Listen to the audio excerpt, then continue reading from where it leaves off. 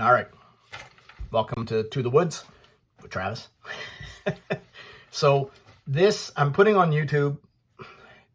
There are so many guys better at this than I am, that it's not the type of thing that I'm putting on YouTube. I've ripped all of this off. None of this is really my own, right? So many guys before, even many of the guys that are still shooting, they've all ripped it off from guys that are long gone.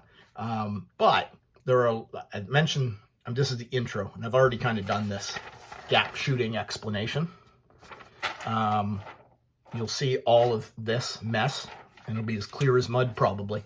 But there are a lot of really good videos out there that perhaps do a better job explaining it. But I do have a lot of guys here in Nova Scotia that are curious about how it is that I use gaps, how it is I find my gaps, and then how I use them at a 3D shoot. So I thought I would do this video. This is not, I'm no master of recurve or traditional archery, but I may have a little bit of my own flavor, how it works for me. And so I thought I would explain this to those guys. And Steve, who's up in New Brunswick, you've been asking for me to try and do some videos about how this works. And I've been racking my brain as far as being able to go outside in the wind and all that other stuff. It was a little bit of a tough go. So I kind of came up, I hope that the diagram gives a decent explanation about how I do it. Anyone sees this video and has a question, by all means, if you don't like the video and you think it's a horrible explanation, just move on. I don't want to get into an argument with you. I'm no world champion at all. So this is just me trying to explain to some friends, and YouTube, posting it to YouTube is the easiest way for me to do that. And then I share it to a Facebook page where me and my friends are. So if you like it, wonderful. If you don't, there's lots of guys out there. I think I mentioned The Push is a wonderful, they do a wonderful explanation of that stuff.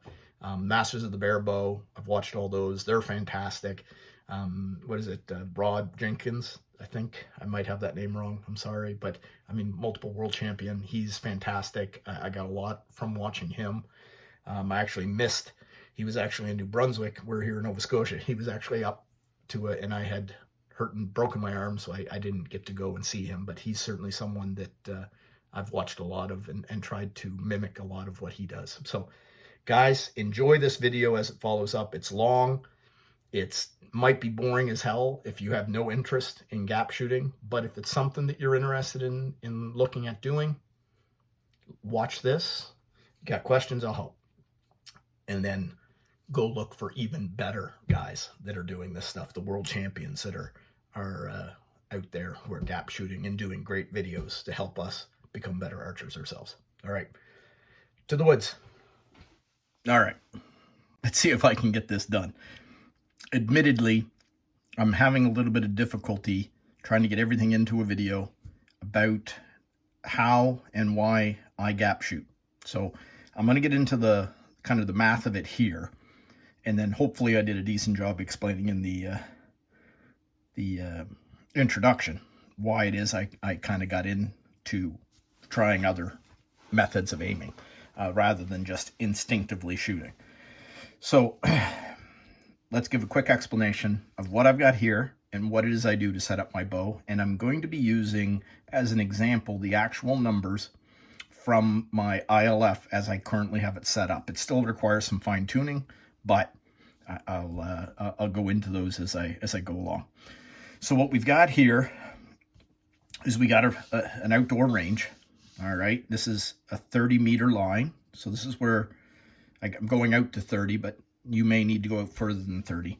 But you'll understand in a second why it's only set at 30. All right, so this is 30 meters. This is my target. All right, it's facing downrange.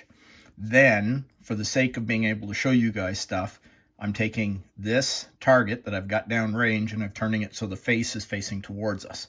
All right, and then up here, obviously, I've got a horrible rendition of a 3D deer target, which I'll use to show you some examples as well. So along the bottom, I said I've got meters, and along this axis here, the vertical axis, I've got, this is the center of the target. All right, so that's just one little piece of tape on a blind bail. All right, don't worry about all the rings.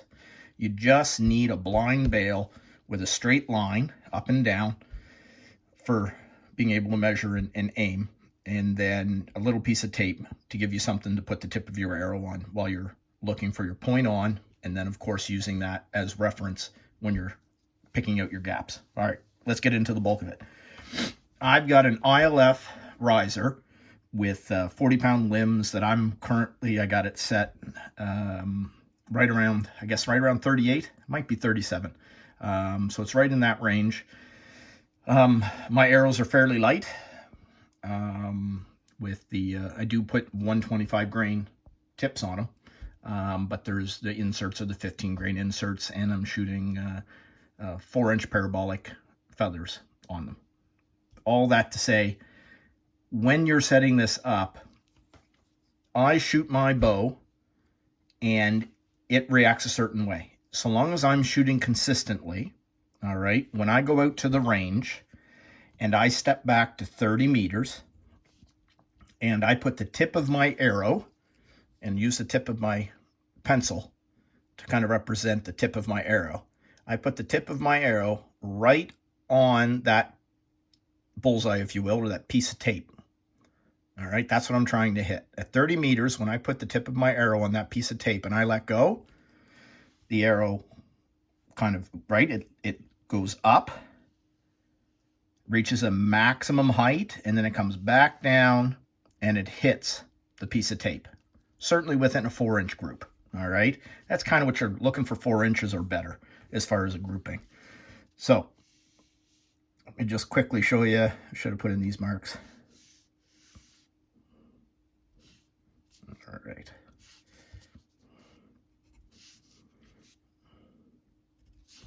So when I shoot, the arrow comes up, reaches its max gap, or its maximum height, I should say, I suppose, and it comes back down and it hits.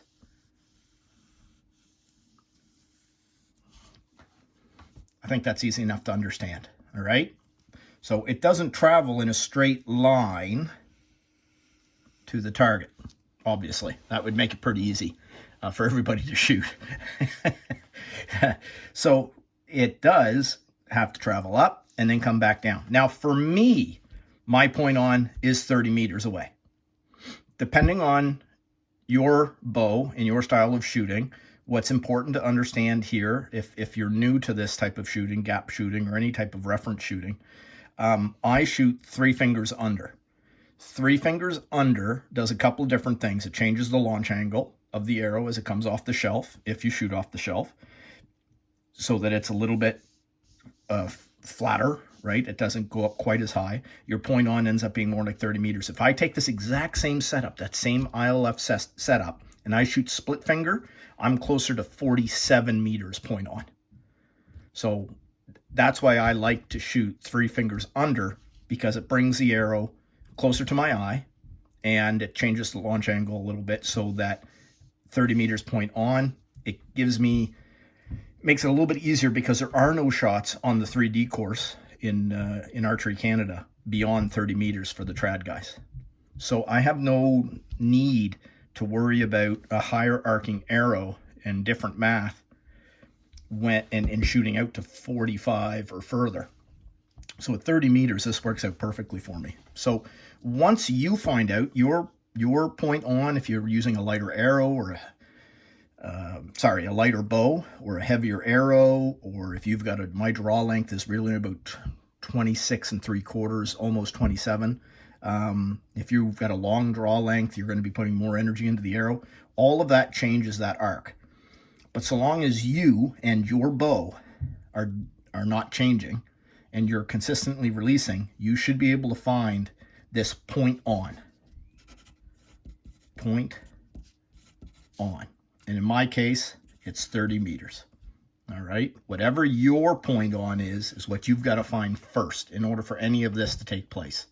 And you need to be able to consistently, do a 4-inch grouping at that distance to know. So if you are brand new to archery and you cannot consistently put a grouping downrange, it's too early to start thinking about, your gaps. All right, because until you're shooting consistently, if you're putting one up here, you know, if you're putting one here and then one here and then one here and then one up here, there's no way for you to be able to do the math because you're not consistent enough yet.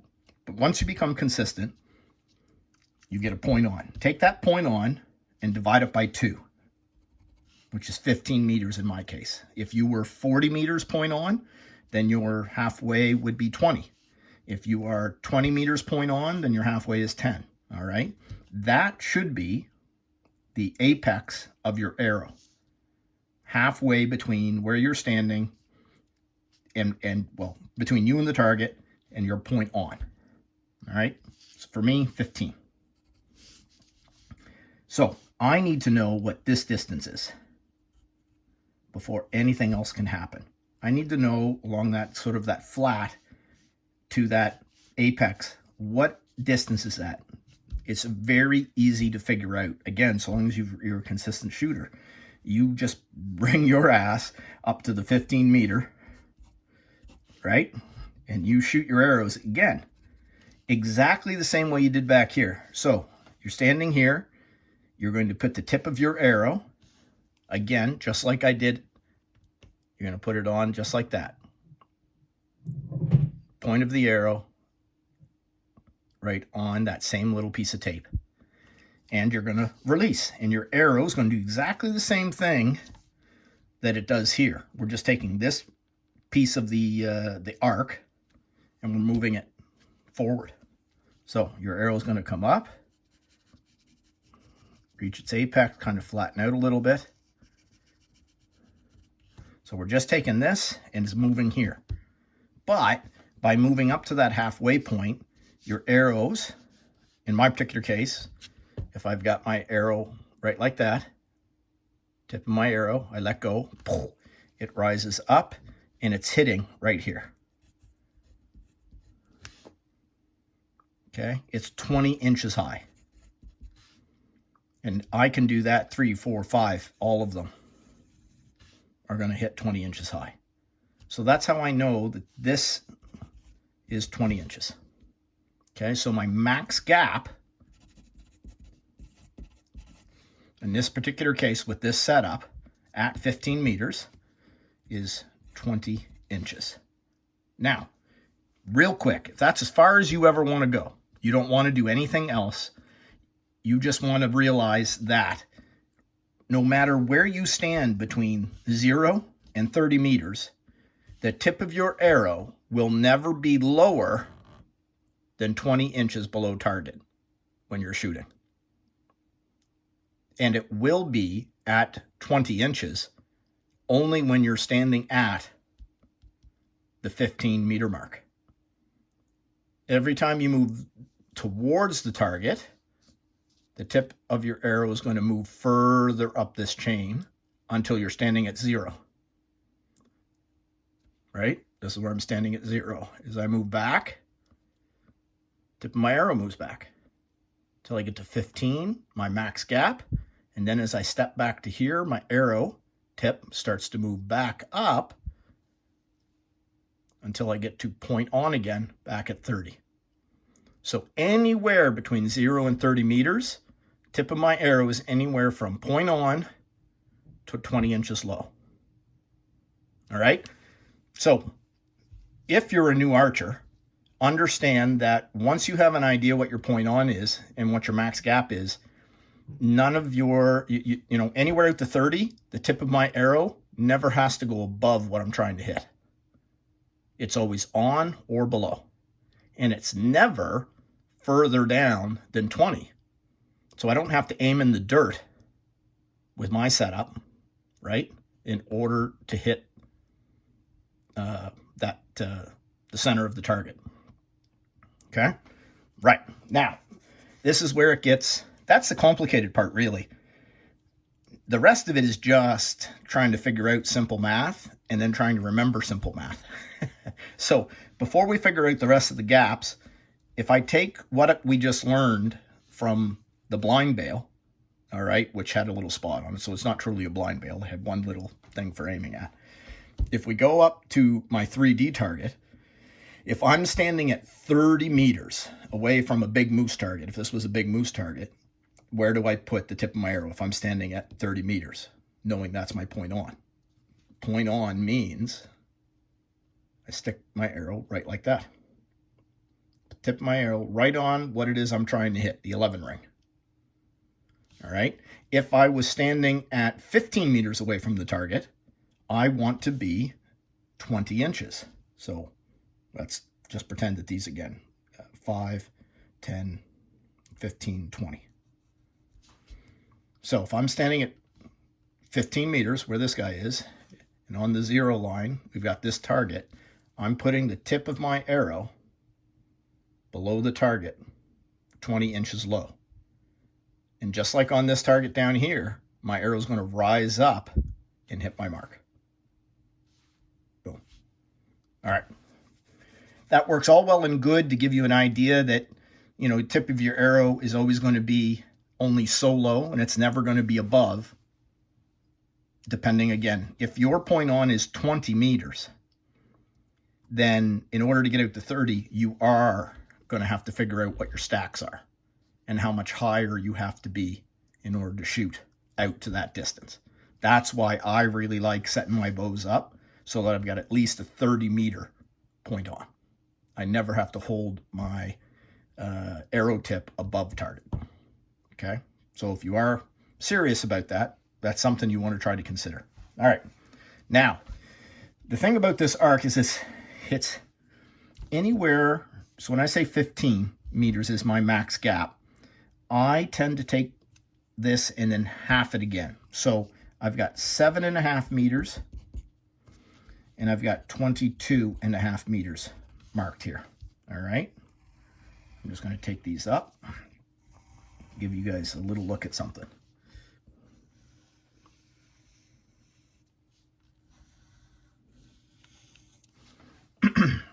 If we look at this arc, it comes up, and when it reaches 22.5, it's not a big incline, and then from my max gap down, it's not a big decline down to 7.5.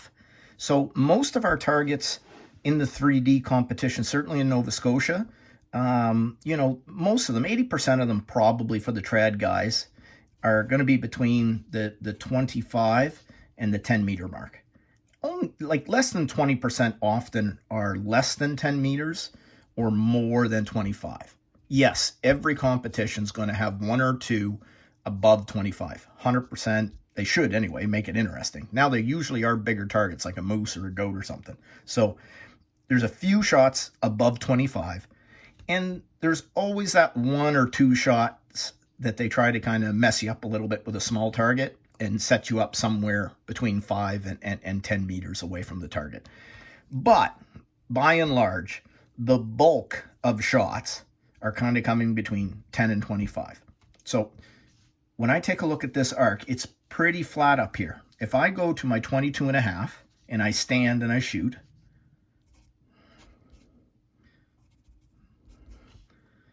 my gap here, when I stand, I am hitting about 15 inches.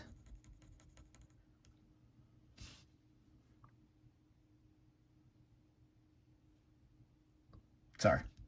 So I know that doesn't sound all that. And the same thing happens when I stand at 7.5. Again, it's hitting around 15 meters.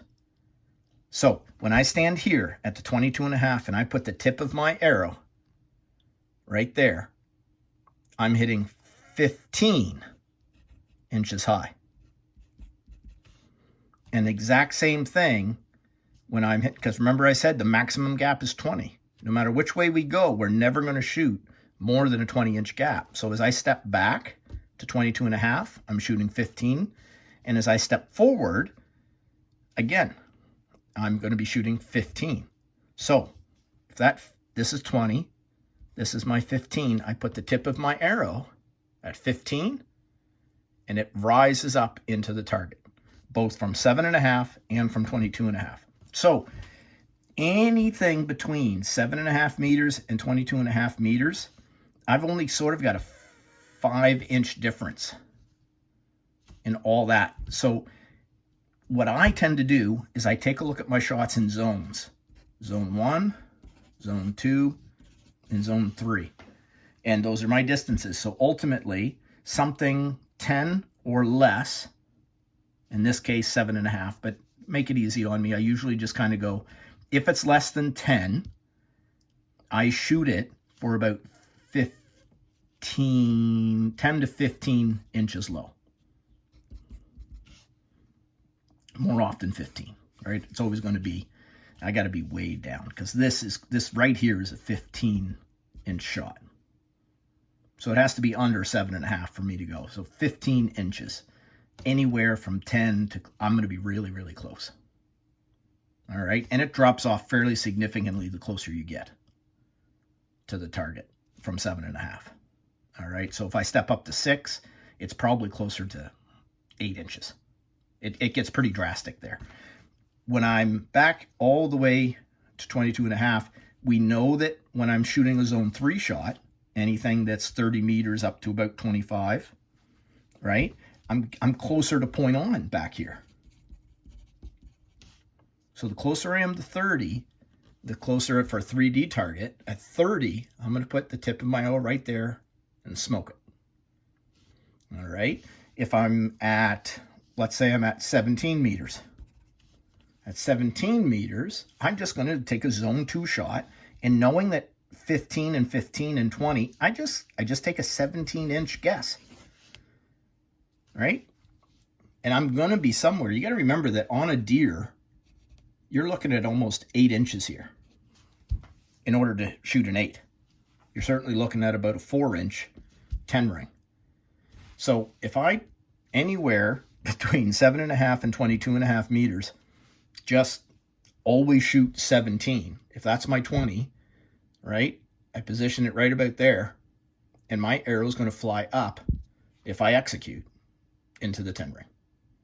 And if I'm a little off high, I got an 8. If I'm a little off low, I got an 8. And if you're shooting 8s all day, well, a lot of the old trad guys here would say you're shooting 100% kill, right? If you're 8s all day long, you're shooting a 320, then you're 100% kill on the day. And I have to admit, I like that mentality. I need to shoot an 8 every shot. That's what I'm going out to strive to do. As you continue to improve, yes, you can be more finite with your gaps and start trying to shoot 10s. And if you miss a 10, you get an 8. But I admit, I really like going out. I've only ever done it once right-handed, where I went out and I shot no 5s.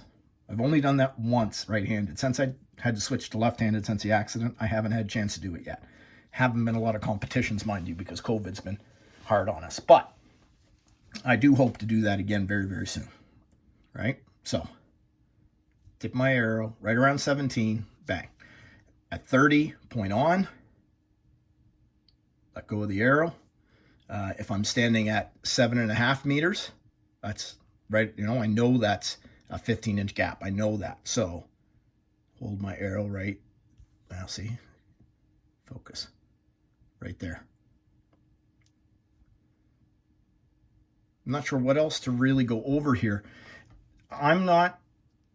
This isn't me reinventing anything. This is me copying the thousands and hundreds of thousands of guys before me that have been gap shooters. As far as the zones, some guys do that. Other guys are a little more finite, and they know exactly every meter what their gap is. That's hard for me on the range. I've got concussions. I've had 19 concussions. I don't want to remember all that. I want a bow that kind of sets me up for success in the sweet spot, right? So 7.5, 22.5 meters, that's pretty good. I set it for, anywhere between 15 and 20 inches, and that's the 80% of my shots. All right, I really shouldn't have much of an excuse for not shooting better when I shoot poorly. That's just lack of concentration on my part. So what else can I sort of go on? If you guys are interested in really seeing more, I love the Push have a really great YouTube video that goes over all kinds of this stuff, and not just gap shooting, but some string walking, different kinds of bows. If you're new to archery, I can't remember, it's like over an hour long, but it is a wonderful video done by the Push on YouTube. And then the Masters of the Bear Bow, a couple different volumes. What is it? His name Jenkins, Rod Jenkins. He does some wonderful stuff with Gap on, can't remember which volume it is. I wish I could remember that stuff. He does really well, and there's other guys too that go over stuff, and they talk about some string walking and face walking, all that stuff.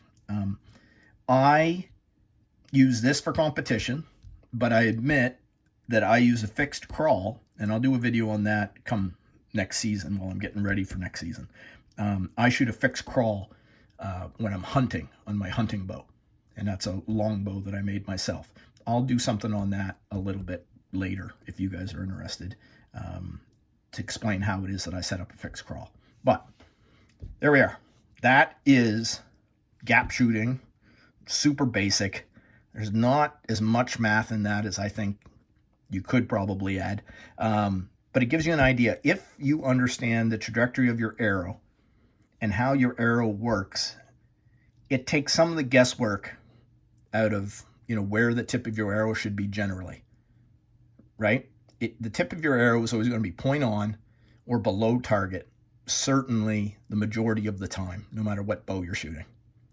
That's just how that works, right, for a 3D target. If you've got a really, really light bow and your arrows are a little bit heavy, well then, yeah, if you're shooting out to 20 as a point on, you do have to start rising above target, the tip of your arrow, for 25 and 30. And you can figure those out, right? Just go out to 25, put the tip of your arrow on target. You're going to end up being low each and every time. If you're 10 inches low every time you shoot from 25, well then you just need to stack for 10. Hold your arrow 10 inches high and it will fall into there. Now, as you move out to 30, it's going to be, probably something closer to, it gets exponential as you move back.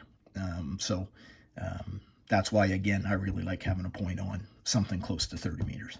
All right. If you got any questions, guys, reach out to me, leave a message, whatever it happens to be. This is more for, I'm putting this on YouTube, but this is more because I got Steve who's been asking me to do it in New Brunswick. I've got a couple other guys here that are new to archery that have been asking me to try to explain it to them. And because of COVID, we haven't really been able to get together. So I thought I'd try to put a video together showing how it is that I do it. I am no master. So this is just my rendition. This is how I use it for 3D competition. It's how I use the zones 1, 2, and 3. And I don't really worry too much about the exact math. Once upon a time I tried, but with my concussion issues, I can't do it. So I've kind of, borrowed bits and pieces from a whole bunch of other archers in order to come up with this. This isn't any different than any other gap system, but how I use it might be just a little bit of my own flavor. All right. To the woods, guys. Talk soon.